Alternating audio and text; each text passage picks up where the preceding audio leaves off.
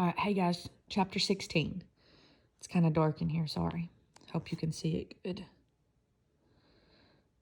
The yellow prison of propulsion. The yellow prison of propulsion dropped me off just where it had picked me up that morning. See you tomorrow, the bus driver hollered as he closed the door behind me. And that was the worst thing he could have said. I was full up with foulness again. As I stood there at the end of the drive, though, I realized I'd been so busy thinking about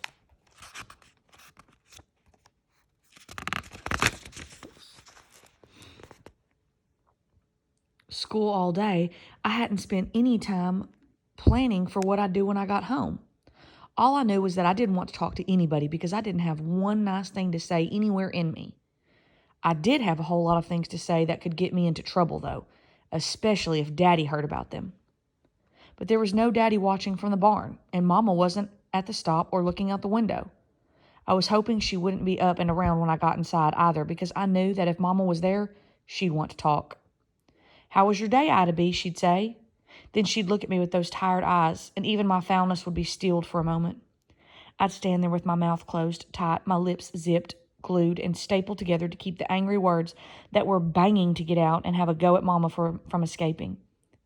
But she'd ask me again, "Baby, how was your day?" And my heart would not be able to pass up two invitations to have it say. Those words would come shooting out my mouth, heading straight for Mama. Words like, "What do you care?" and "You broke your promise," and "Have you seen my parents?" Because mine disappeared and I'm living with two people who don't keep their word and don't care about me and are just plain mean. Words that would make Mama's eyes cry, and then maybe mine too, and land me up to my armpits in the deepest pile of trouble ever. I needed a plan for avoiding Mama, so I walked up the drive real slow to give myself a chance to come up with a good one. By the time I got to the front door, I knew what I would do. "Hello," I'd say very politely if Mama was waiting for me. Then she'd ask me how my day was. I'd tell her, "Could you please excuse me? I have a desperate need that must be taken care of."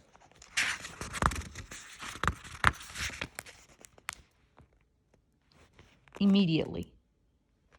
I would cross my legs like you do when a certain kind of necessity strikes, makes my face squinch up like I was about to burst, hobble up the stairs, spend 3 minutes and 22 seconds in the bathroom, and flush the toilet twice, even to make it sound real. Then I would go to my room and make a sign that read, "Mildly sick, but not so much she needs her temperature taken. Tired child inside. Please do not disturb until morning." At the bottom, I draw a picture of Lulu sitting right in front of the door, baring her teeth and hissing, "Stay out, please." That way, I wouldn't be telling any full-blown lies, and I wouldn't get myself in so much hot water that I'd be stew by dinner time. I opened the front door just a crack and peeked around the corner to see what was waiting for me. But there was no Mama in the big chair or anywhere about. So I crept the rest of the way in, closed the door so quietly behind me, and tiptoed over to the stairs. And just as I put my right foot on the bottom step, smelling freedom but not quite tasting it, who should come running out from the kitchen, jumping and barking and throwing spit every which way like he hadn't seen me in 20 years, but Rufus. Every single plan I'd made went scampering over to the fireplace, shot up the chimney, and disappeared into the sky. "Ida B?" I heard Mama calling from the kitchen. "Yes, ma'am," I said back while I wiped my face with the back of my hand to remove some of Rufus's slimy mouth juice and gave him a none too pleased glare. Gross. Dog slopper's gross. "Come on out into the kitchen, honey. I need to go upstairs and get started on my homework," is what my brain thought would give me the best chance for escape, so I tried it out. But another voice answered me back. It was the deputy of doom and disaster. "Ida B, come to the kitchen," Daddy commanded. And that was the end of hope. I put my head down and dragged my backpack behind me, getting ready for nothing good. As I walked into the kitchen, I could feel two of them, one on either side of me. I decided I'd let them begin any conversing that had to occur. "Are you hungry, Ida B? Do you want something to eat?" Mama asked. "No, thank you," I said. "Honey," Mama tried again, "do you want to sit down and talk a bit?" "I'm feeling kind of tired," I told the table, "and I need to use the bathroom," I added, saving a sliver of my previous plan.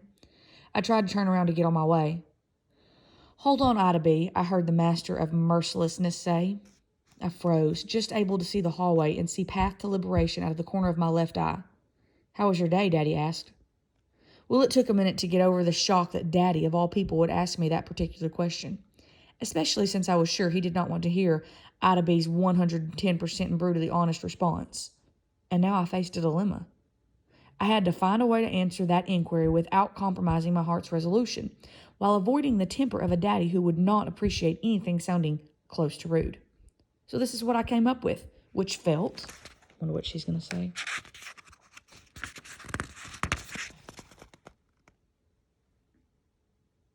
Oh, it's so not focused. Better than any of my other options, but not anywhere near fine. It was okay, I said. But in my head, okay looked like this. Okay. Those letters stood for outrageous catastrophe, and I know that's the wrong spelling, but it was the best I could do at that particular moment. Then I looked straight at Daddy and said, "Can I please be excused now?" And the words I used might not have been angry, but it was in my voice and flashing out of my eyes. Ida B, Daddy started, already loud and pulling himself up straight. He was leaning forward so he could be a little closer if he needed to get a hold of me. Mama stopped him, though. "Evan," she said, sad enough she didn't have to be loud, "let her go." Daddy kept staring at me, but he leaned back after a minute or two, and I walked pretty fast up to my room. So she didn't get in trouble, but you can tell that her parents are concerned about her, right? I hope it gets better for Ida B. What do y'all think? We'll find out tomorrow.